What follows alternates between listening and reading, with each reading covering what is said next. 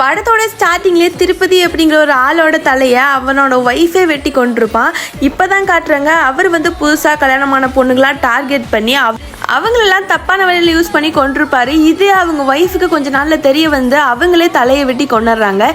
இவர் இறந்ததுக்கப்புறம் இந்த ஊருக்குள்ளே வந்திருக்காருன்னு தெரிஞ்சதும் ஊர் மக்கள் எல்லாம் சேர்ந்து அவன் இறந்ததுக்கப்புறம் அவன் ஆத்மா சாந்தி அடையவே கூடாது அப்படின்னு சொல்லிட்டு இவங்க எல்லாரும் சேர்ந்து ஒரு ஐடியா பண்ணுறாங்க. திருப்பதியோட பணத்தை தூக்குறதுக்கு கூட ஆள் இல்லாமல் அவங்க தம்பி 2 பேர் தான் ஊருக்குள்ளேயே எடுத்துகிட்டு வந்திருப்பாங்க. சுடுகாட்டுக்கு கொண்டு போனதும் ஊர் மக்கள்லாம் வந்து அவனை புதைக்க விடாமல் அவனுக்கு சமாதி தண்டனை கொடுக்கணும் அப்படி சொல்லி அவனை நேராக நிற்க வச்சு கருப்பு கோழியோட ரத்தம், நகம், எள்ளு இதெல்லாம் அவனோட சமாதியிலே போட்டு புதைச்சிருப்பாங்க. அப்போ ஊர் மக்கள்லாம் புதைச்சி முடிச்சுட்டு வெளியே வரப்போ இந்த ஊரை சர்வநாசம் பண்ணுவேன் அப்படி சொல்லி திருப்பதியோட ஆவி அந்த இடத்துல பேசியிருக்கும். இப்போ எந்த பிரச்சனையும் இல்லை அப்படி சொல்லி பல நாளுக்கு அப்புறம் கல்யாணம் நடந்து முடிஞ்சிருக்கும். அவங்களுக்கு ஆசீர்வாதம் பண்ணுறதுக்கு இந்த சாமியாரை கூப்பிட்டுருப்பாங்க.